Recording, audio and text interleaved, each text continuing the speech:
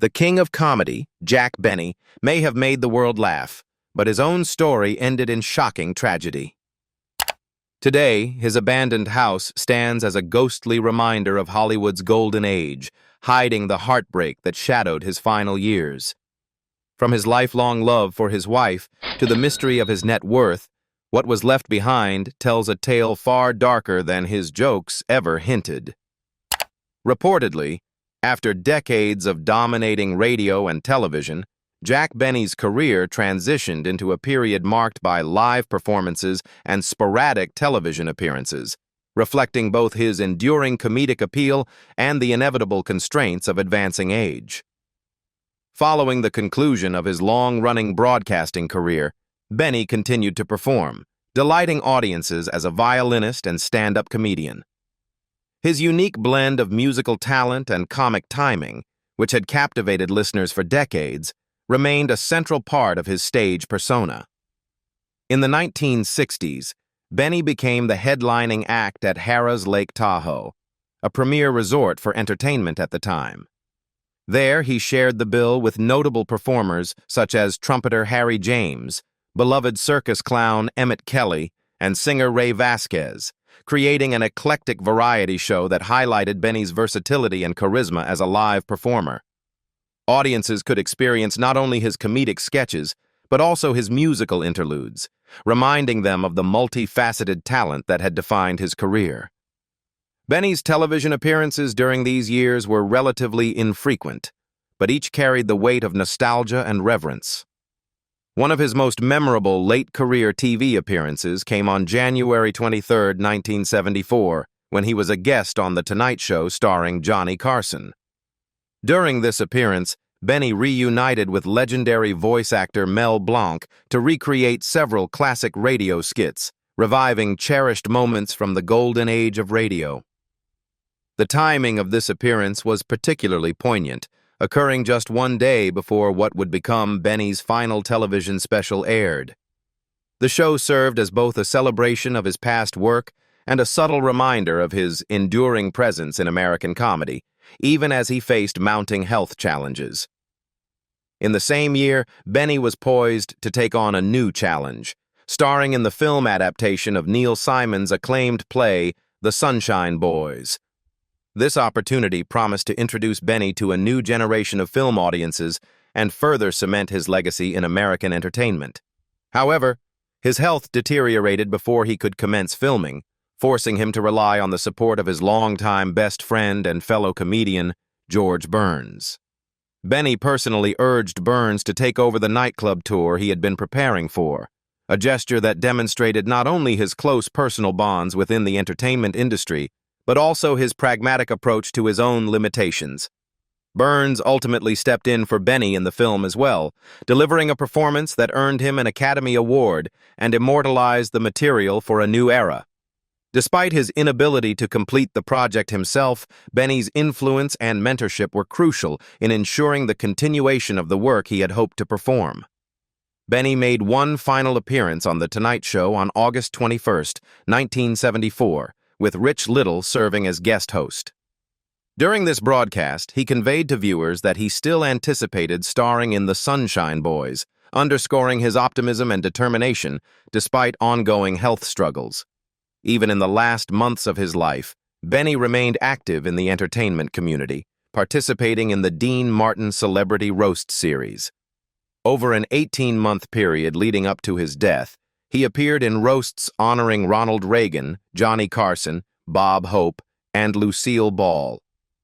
True to form, Benny also subjected himself to the comedic treatment, being roasted in February 1974, displaying the humility and self-deprecating humor that had endeared him to fans for decades. Tragically, Benny's final public performance occurred posthumously when the roast of Lucille Ball aired on February 7, 1975, several weeks after his death. This appearance, though not witnessed live by Benny, encapsulated his lifelong dedication to entertainment and the profound mark he left on American comedy. And here will be the details of Jack Benny's death. In the autumn of 1974, Jack Benny, long celebrated for his precise comedic timing and enduring charm, began experiencing alarming health issues that would soon bring his illustrious career to an unexpected halt. In October of that year, Benny was forced to cancel a scheduled performance in Dallas after suffering a dizzy spell accompanied by numbness in his arms. This sudden decline prompted a series of medical examinations, yet despite a battery of tests, doctors were initially unable to determine the cause of his symptoms. Benny, ever resilient and determined, continued to persevere, but the uncertainty weighed heavily on him and those close to him. By early December, Benny began complaining of persistent stomach pains. An initial examination revealed nothing abnormal, but a subsequent, more thorough evaluation delivered devastating news. Benny had inoperable pancreatic cancer. The diagnosis was a cruel and abrupt reminder of human fragility, even for someone who had seemed nearly indefatigable to the public for decades.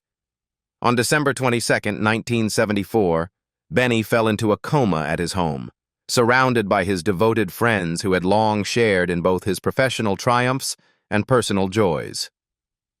Among those who visited him during this final, fragile state were his closest companions in show business: George Burns, Bob Hope, Frank Sinatra, Johnny Carson, John Rowles, and even then Governor Ronald Reagan.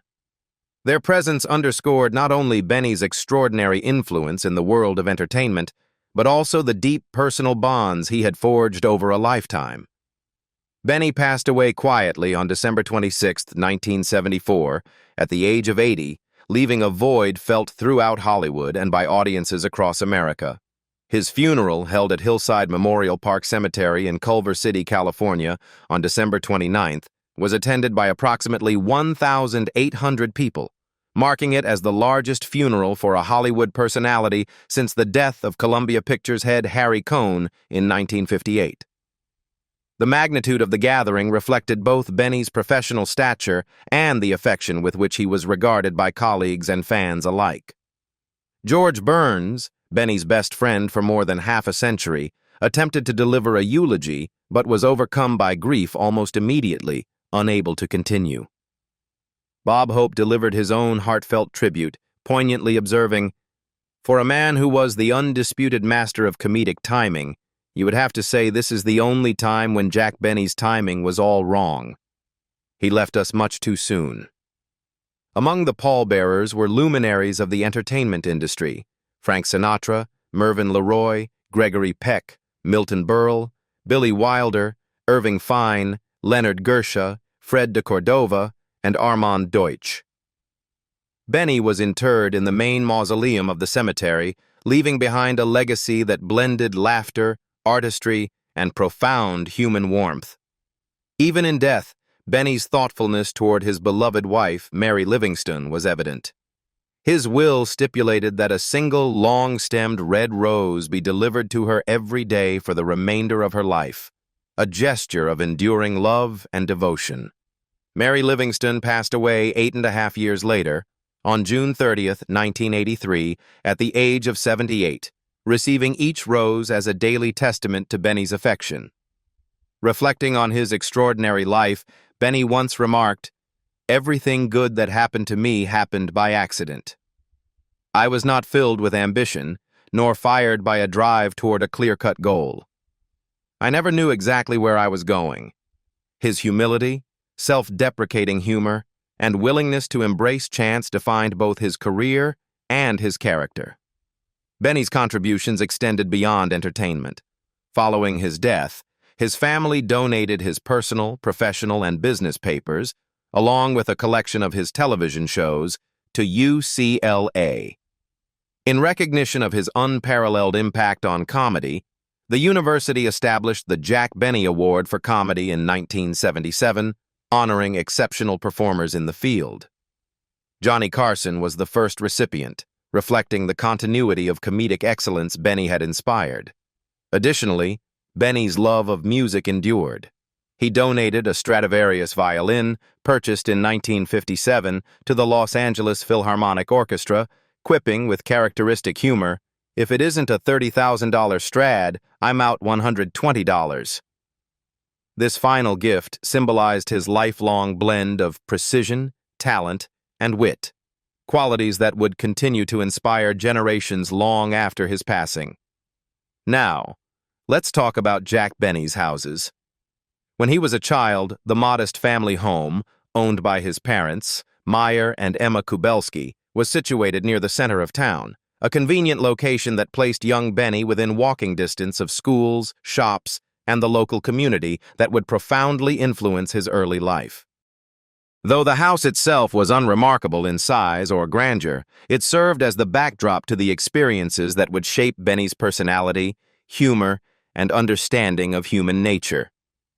It was within these walls that Benny first learned the values of hard work, perseverance, and resilience, qualities instilled by his immigrant parents who had come to America seeking opportunity and stability. Benny's father, Meyer, a man of quiet determination, ran small business ventures while striving to provide for the family, and his mother, Emma, contributed warmth and stability to the household. The interplay of his father's pragmatism and his mother's nurturing created a delicate balance that would echo throughout Benny's life and career. The home, while physically modest, was filled with the textures and rhythms of everyday Midwestern life. Neighbors greeting one another on the sidewalks, the distant clatter of trains from the nearby rail lines, and the ever-present energy of a town that, while small, was bustling enough to expose Benny to a wide variety of people and personalities.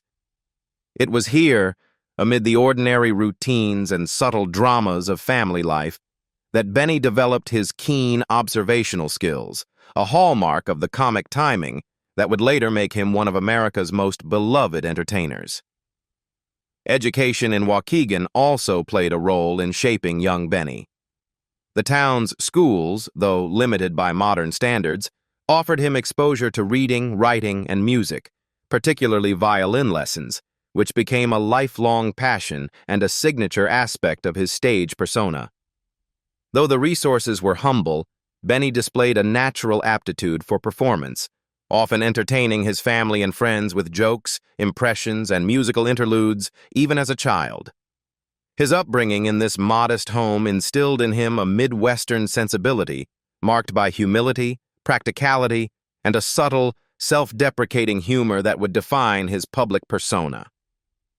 Though the original Kubelski home no longer stands, the town of Waukegan has taken care to honor Benny's legacy with plaques, dedications, and cultural references celebrating its native son.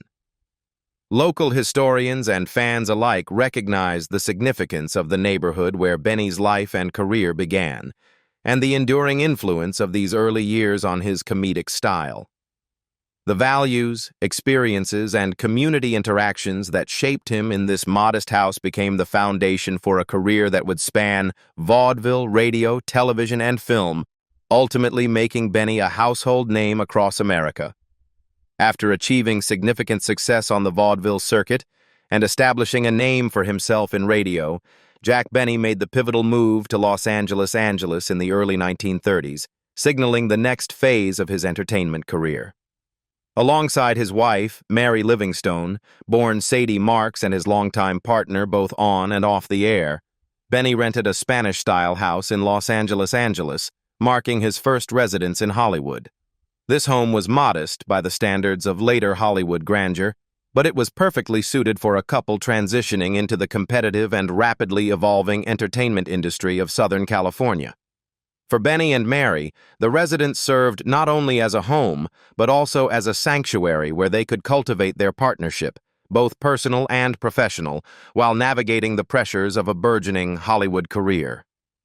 The Spanish-style architecture of the house reflected the popular design trends of Los Angeles in the 1930s, with stucco walls, red-tiled roofs, and arched doorways that created a warm, inviting atmosphere.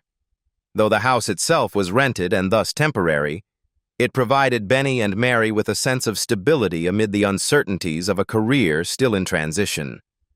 Here, Benny began to fully immerse himself in the Hollywood scene, meeting producers, writers, and other performers who would become integral to his later success in radio and, eventually, television.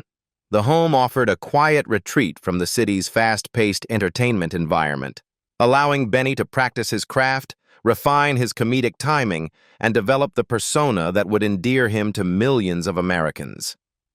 Living in Los Angeles during this period was transformative for Benny. The move from the Midwest to Hollywood exposed him to new cultural influences, social circles, and professional opportunities. The city's mix of ambition and artistry helped shape Benny's approach to performance, precise, measured, and always aware of audience expectations.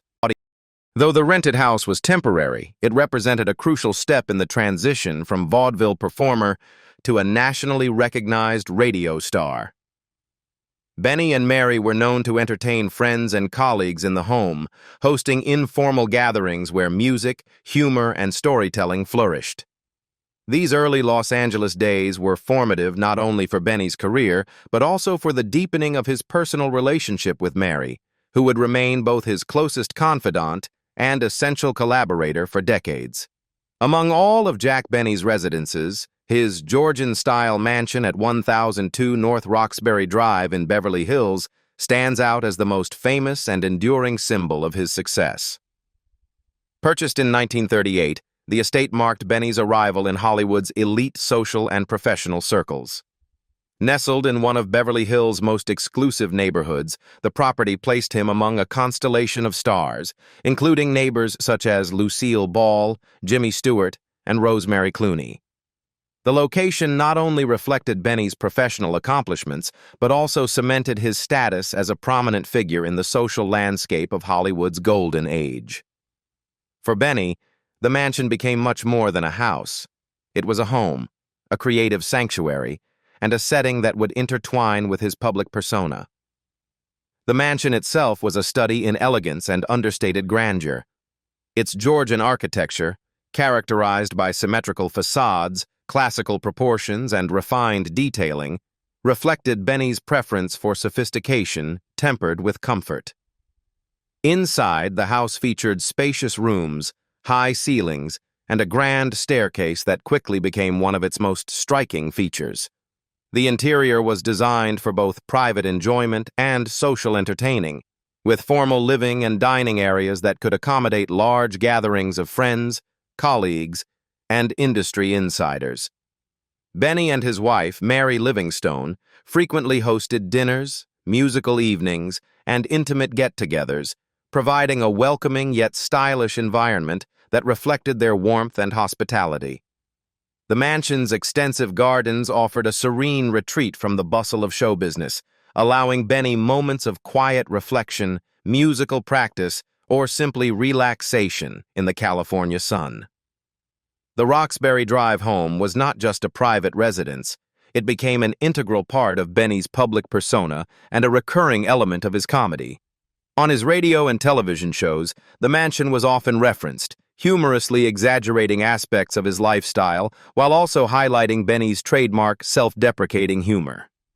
Listeners and viewers came to associate the house with the character of Jack Benny, elegant yet modestly human, wealthy yet perpetually frugal, a man whose taste and sensibilities were as impeccable as his comedic timing.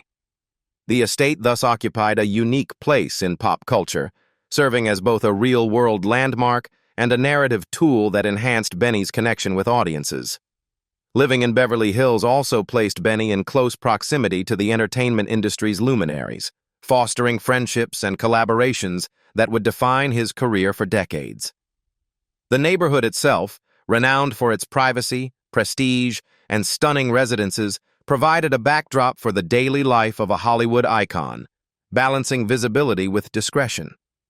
Benny's interactions with neighbors like Lucille Ball and Jimmy Stewart reflected both professional camaraderie and personal rapport, creating a social environment rich with creative energy and mutual respect among the era's most influential performers. After Benny's death in 1974, the mansion continued to hold a special place in Hollywood history. While the property changed ownership, it remained a symbol of the golden age of Hollywood, embodying the elegance, charm, and sophistication that characterized the period. For historians, fans, and collectors, the Roxbury Drive estate represents more than architecture. It is a tangible reminder of Jack Benny's life, career, and enduring influence on American comedy. The home, with its grand staircase, elegant gardens, and storied history, remains inseparably linked to Benny's legacy, a testament to the man whose precision, humor, and humanity left an indelible mark on entertainment. In addition to his primary residence in Beverly Hills, Jack Benny maintained a vacation retreat in Palm Springs, California, a desert oasis that offered both respite and recreation away from the relentless demands of his radio and film career.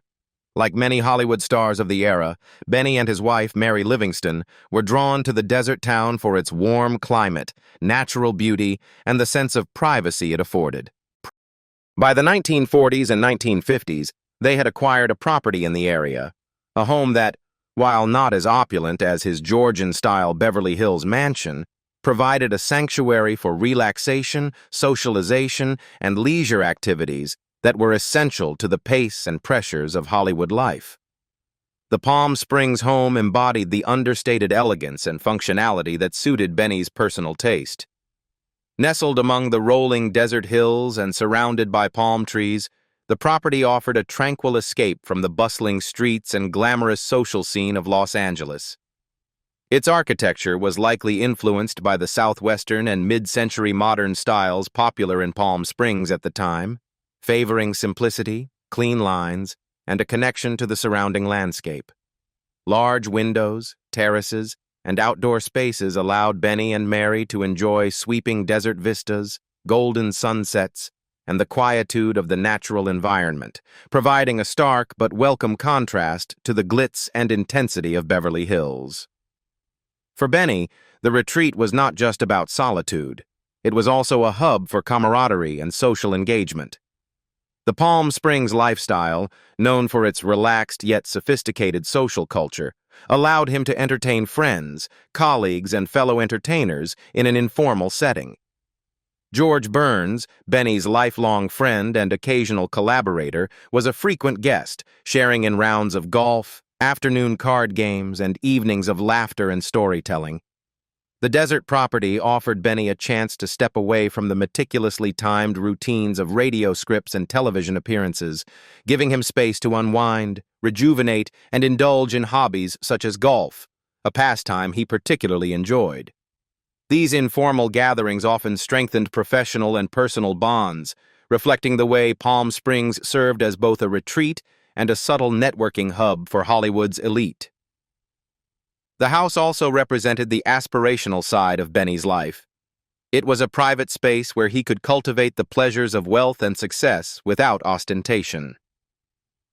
Unlike the public visibility of Beverly Hills, Palm Springs provided discretion, enabling Benny to relax without constant public attention. It was a home in which he could enjoy the simple pleasures of daily life, from quiet mornings on the terrace to casual dinners with close friends, all set against the backdrop of the arid beauty of the desert. The retreat exemplified the Hollywood tradition of seasonal or weekend homes that allowed stars to balance work and recreation, offering the rejuvenation necessary for the demanding schedules of performers in radio, film, and television. Though it never reached the iconic status of his Beverly Hills mansion, Benny's Palm Springs retreat was nonetheless an integral part of his lifestyle and personal identity. It reflected a side of him that valued leisure, friendship, and connection with nature, offering a reprieve from the precise, controlled persona he projected on air. The home symbolized the era in which Hollywood stars sought both luxury and privacy, blending social opportunity with solitude. For Jack Benny, the desert property was more than a vacation house. It was a refuge where he could step away from the limelight, enjoy the company of friends, and live the slower, more relaxed rhythm of life that the Palm Springs desert so uniquely offered. In the final chapter of Jack Benny's life, as his health began to decline in the early 1970s, he sought a quieter, more manageable living arrangement that would allow him to maintain comfort and privacy while reducing the burdens of maintaining a large household. To this end, Benny occasionally stayed in a luxury apartment in the prestigious Holmby Hills neighborhood of Los Angeles. Known for its serene streets, spacious properties, and proximity to the cultural and social hubs of the city, Holmby Hills offered Benny a tranquil alternative to the bustling environment of his longtime Beverly Hills mansion on North Roxbury Drive. The apartment provided a more compact and easily navigable living space, well suited for a man whose routines were increasingly influenced by health considerations, medical appointments, and the physical limitations that accompanied aging. The Holmby Hills residence, though less iconic than the Georgian-style mansion that had defined his life in Beverly Hills, was designed with both elegance and convenience in mind. Luxury apartments in this neighborhood typically featured high-quality finishes, ample natural light, and carefully planned layouts that emphasized comfort, security, and refined aesthetics. For Benny, the apartment offered a space where he could retreat from the demands of social engagements and the high visibility that had characterized his public life for decades. It provided a quieter setting in which he could focus on personal matters, entertain close friends in a more intimate fashion, and find solace from the pressures of maintaining a public persona. During his time in Holmby Hills, Benny remained in close touch with his inner circle, including his wife, Mary Livingstone, and lifelong friends from the entertainment industry such as George Burns, Bob Hope, and Frank Sinatra. These visits and interactions maintained the continuity of his personal and professional relationships while allowing him to conserve energy in a smaller, more manageable space.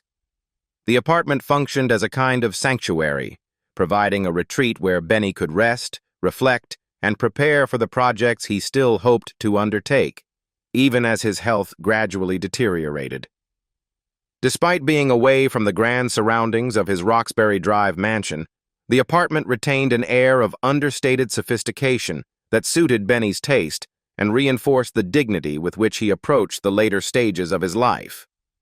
Importantly, the Holmby Hills apartment did not replace Benny's Roxbury Drive mansion as his primary home. Even in his later years, he maintained the mansion as the official residence where Mary and he had lived for decades, surrounded by the memories, furnishings, and social history that marked the most productive and public period of his career. The mansion remained central to Benny's identity, a symbol of the life he had built, the career he had cultivated, and the community of Hollywood friends and neighbors who had become part of his daily life. What do you think about Jack Benny?